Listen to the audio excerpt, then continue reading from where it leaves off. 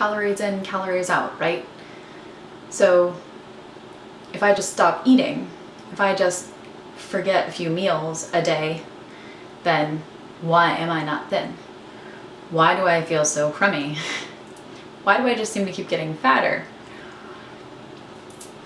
I'd like to talk to you about metabolic damage.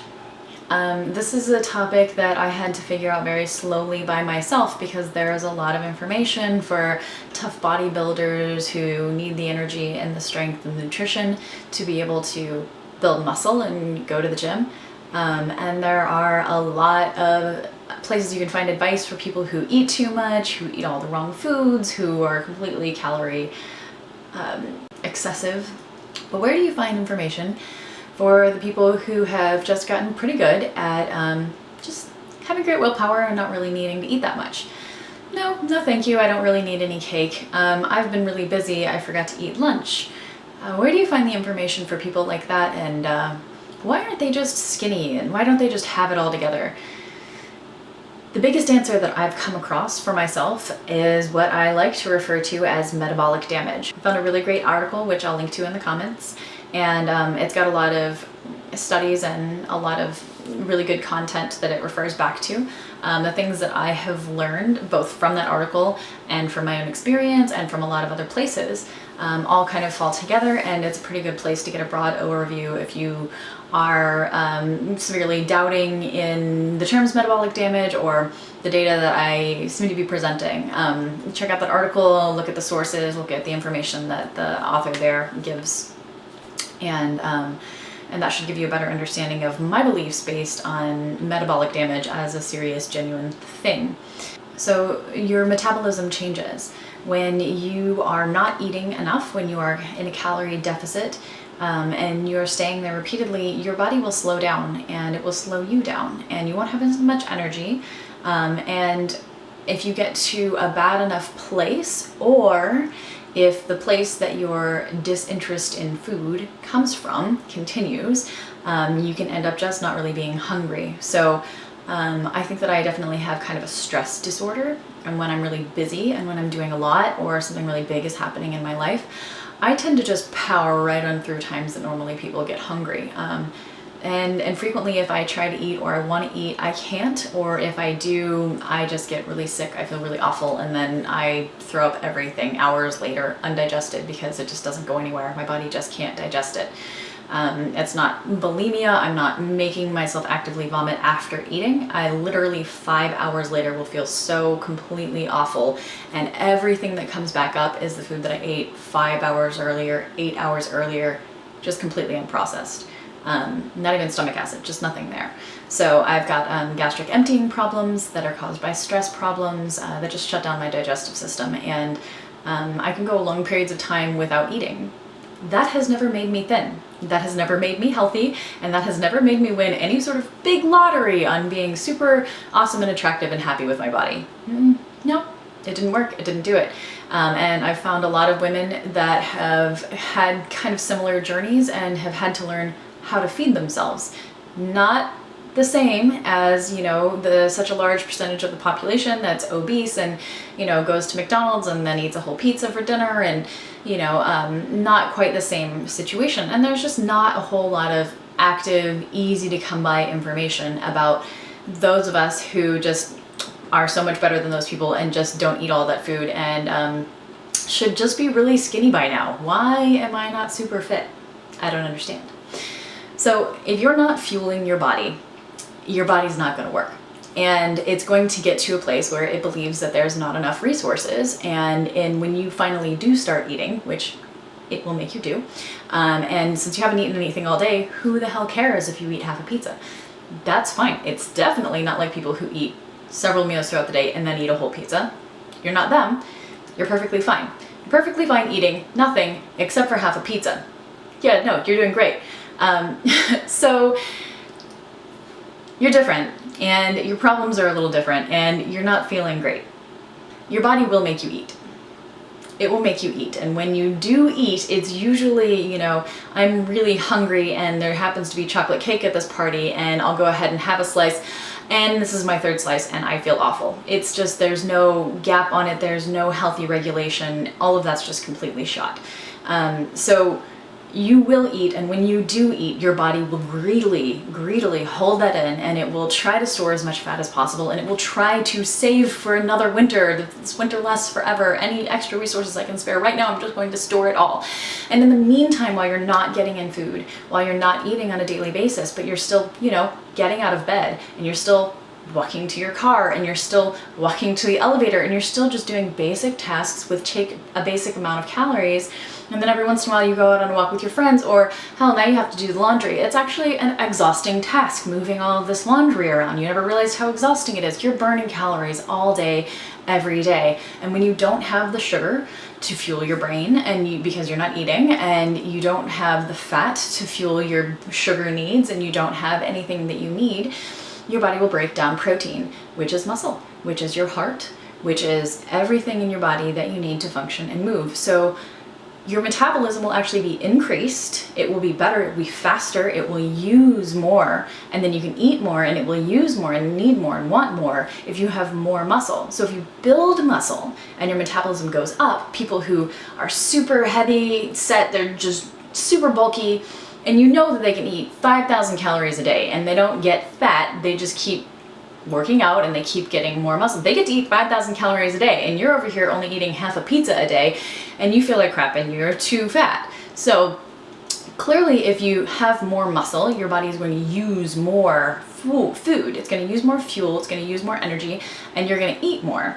And you're going to have that allowance to eat more, that need to actually eat more in order to use all of those calories to fuel all of that muscle. Because if you're not fueling it, you're going to start breaking it down so that you can fuel what you do have.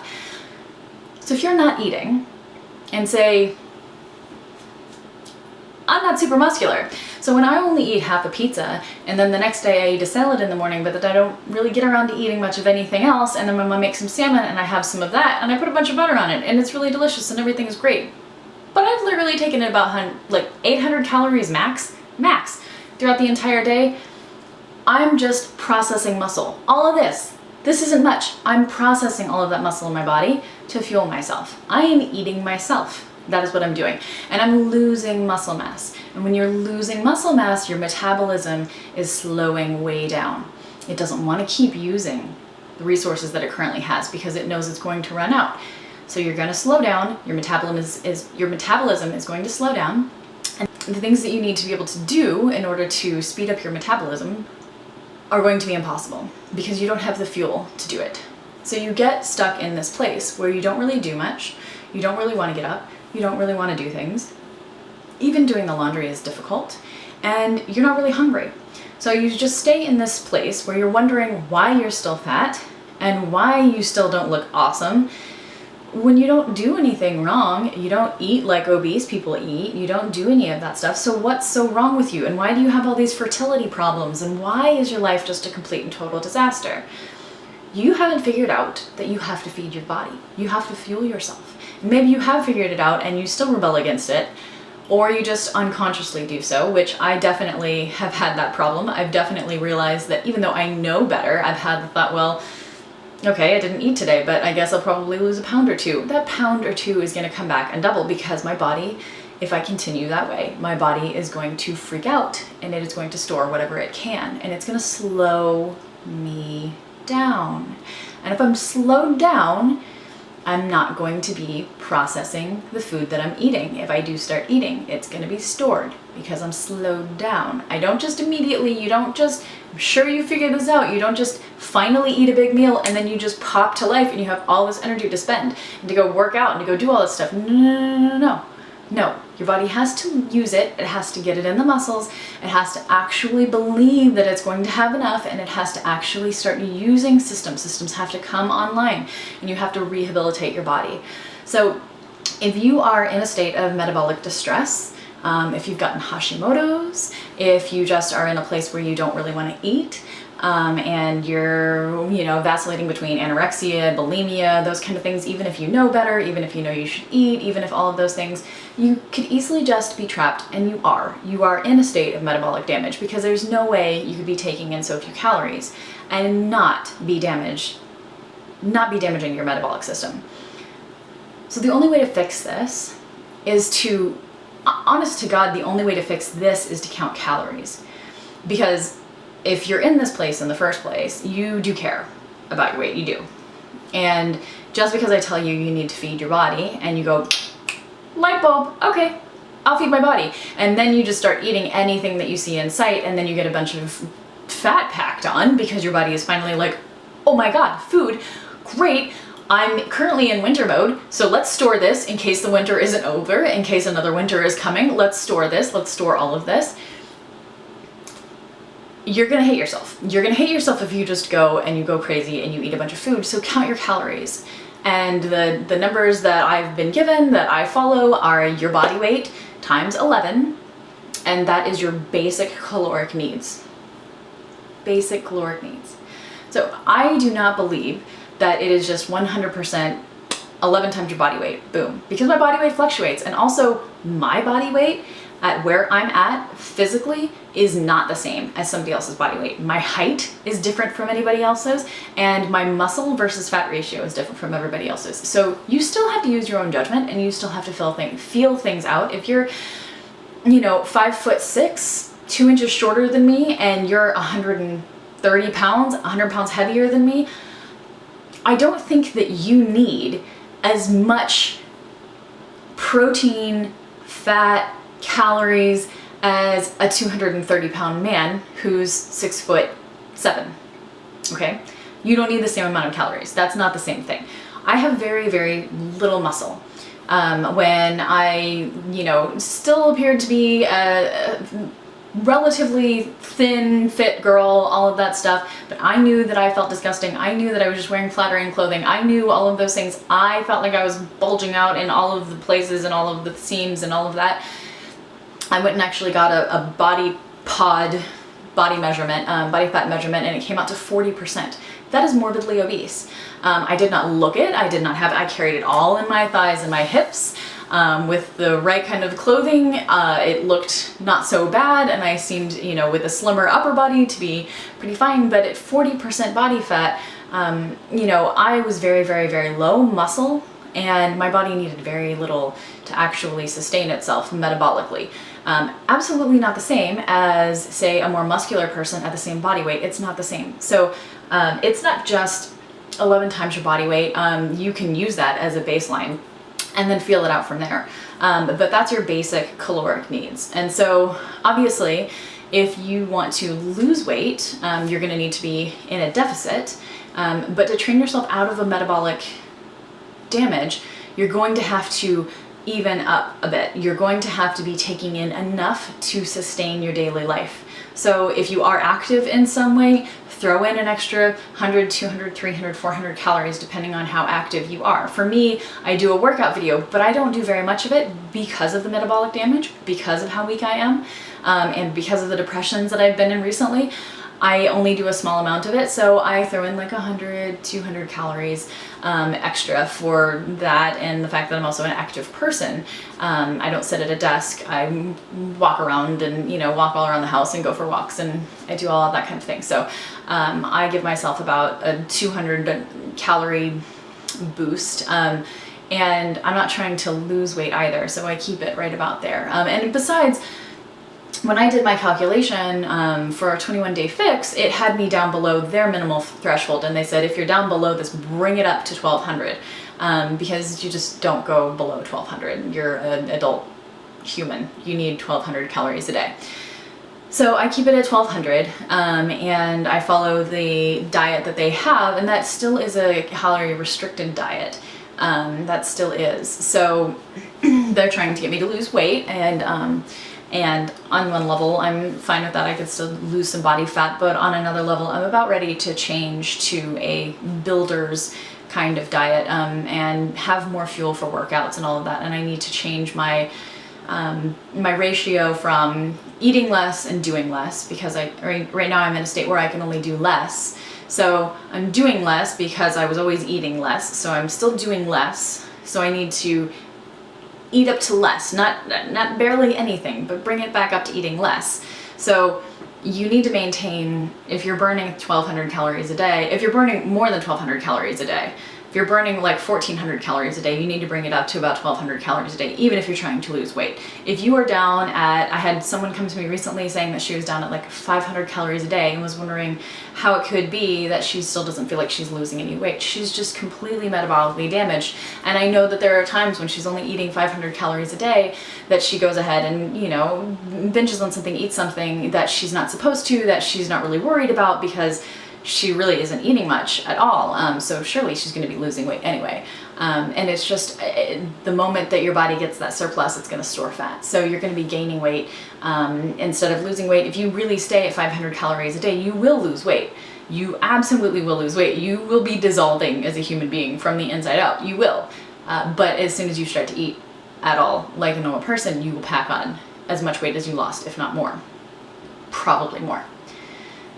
So you need to recover that system. You need to teach your thyroid that you're actually living in a world of bounty and plenty and that you have enough to eat. And it will change the hormones that it produces throughout your body, and it will change it to a being able to prosper and be alive and have energy and burn calories that you're taking in. And if you don't actually change those hormones by telling it that you have enough food consistently enough that it believes you and it changes those hormones, you're going to be stuck eating very little and being able to do very little. You're never going to get to a place where you just lose enough fat from eating nothing and doing nothing, and then suddenly you can just start working out and you're just going to see all these muscles, and you don't want to eat obviously because you don't want to get fat. You're not going anywhere except for to injury and to sickness, and you're going to get the flu and you're going to feel awful and you're going to lay in bed and you're going to have no appetite and you're going to go, good, well at least I'm losing more fat. You're not. You're losing fat, you're losing muscle, and you're going to gain it all back and more, and that's how you've ended up here. So eat, feed yourself. My friend who told me that she was only eating 500 calories a day said that she was making substitutions, and she was, you know, putting in cleaner food for the food that she was eating. She'd replace these things with these things, all awesome stuff, you know, replaced coffee with tea, and, you know, really, really great changes. She'd cut out white bread and white sugar and, you know, awesome stuff. And she told me that she was not eating after 5 o'clock. And I told her, no, that's not a rule for you. That's not a rule for you. You count your calories and you make sure you get enough calories in. And if at the end of the day, it's 5 o'clock and you've only managed to get about 800 calories in, you eat. If it's 10 o'clock and you need to go to bed and you're hungry and you realize, oh my God, I dropped the ball today, I have not eaten anything. You go upstairs and you find some clean food and you eat as much as you can, as much as you want, up to your caloric goal. Any time of day. Any time of day. Feed your body. You have to feed your body. If it's not getting the fuel that it needs, it will shut down on you. It will shut down on you, and it will be very sad that you aren't listening and that you aren't paying attention. The other advice that I gave her, and that spurred me to finally make this metabolic damage video, I gave her the advice of getting active, but not get a big workout video and do a big workout every day. Not like that. You are eating nothing. You're very little energy, so you're doing not very much. You need to sustain not doing very much, but you need to show up. You need to show up, and you need to start using your body, and you need to start showing it, look, food, and we're doing stuff. Food, and we're doing stuff. Not food, and I'll kick your ass, but food, and we're doing stuff. Food, just maintenance amount, just enough food to sustain you throughout the day, to not be hungry, to be fueled, to prosper, enough food. And we're doing stuff. We're doing 5 sit-ups, and I want to do more than 5 sit-ups, so I'm not going to do more than 5 sit-ups, and I'm going to do 5 push-ups. Okay, after 2, I feel really weak and wobbly, so I'm going to do 2 push-ups, 2 really girly push-ups. I'm going to do 2 girly push-ups, and I'm going to stretch, and I'm going to sit in front of a mirror, and I'm going to look at myself, and I'm going to say, I'm really sorry. I did not realize what I was doing. I thought that I was doing it right. and I thought that I was giving you the best by not overfeeding you really crappy food, which is what I eat. But I didn't know that you needed good food and that there was a difference. I didn't know that you needed clean food. I didn't know that you needed it as badly as you need it. I didn't know that that's what you were asking for all along, and I was giving you the wrong stuff, and I was getting feedback that it wasn't right, and so I stopped feeding you altogether. I didn't realize what I was doing, and I'm really sorry. I've seen the damage that I've done.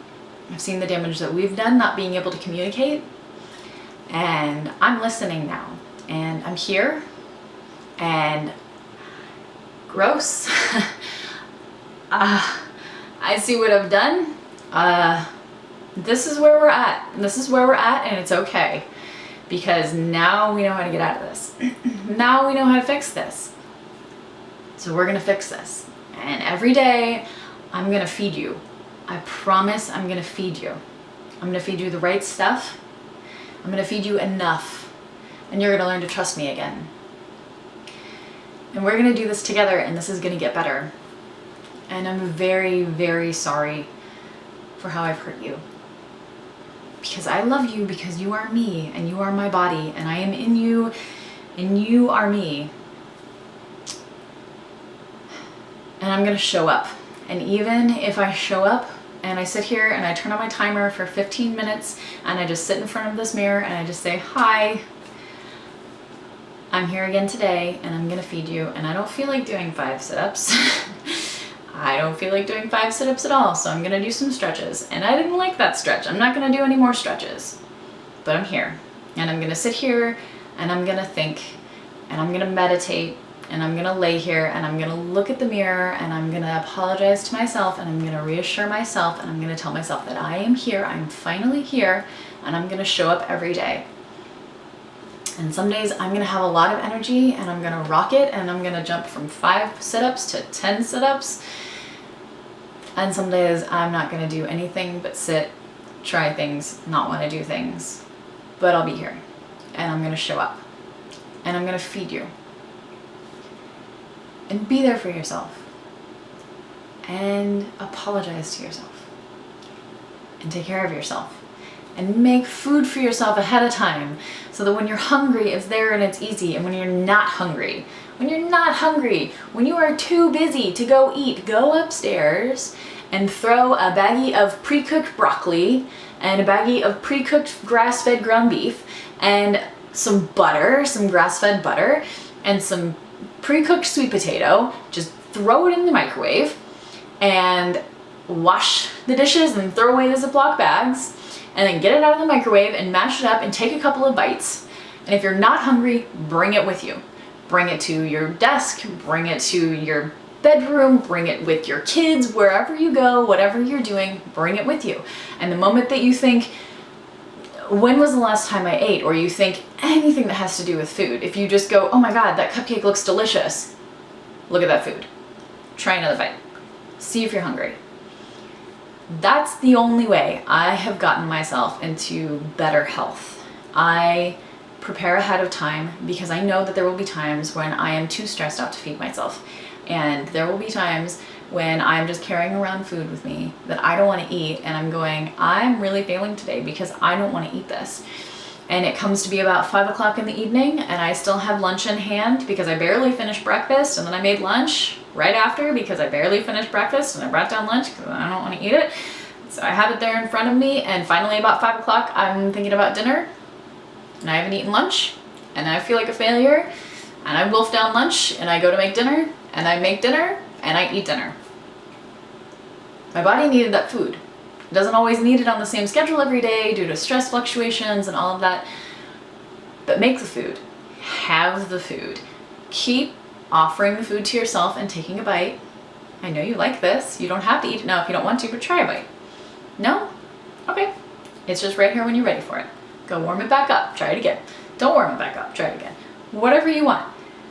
But make the food ahead of time and keep yourself fueled, and put things in your bag. Put like granola bars and trail mix and cheese sticks and whatever it is that you eat that you feel good about, that works well with you, that's a good snacky food.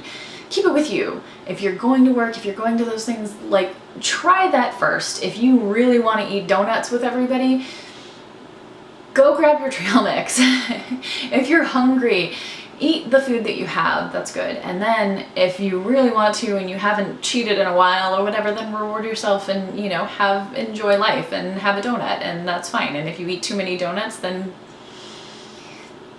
eat too many donuts and remember why you don't eat too many donuts.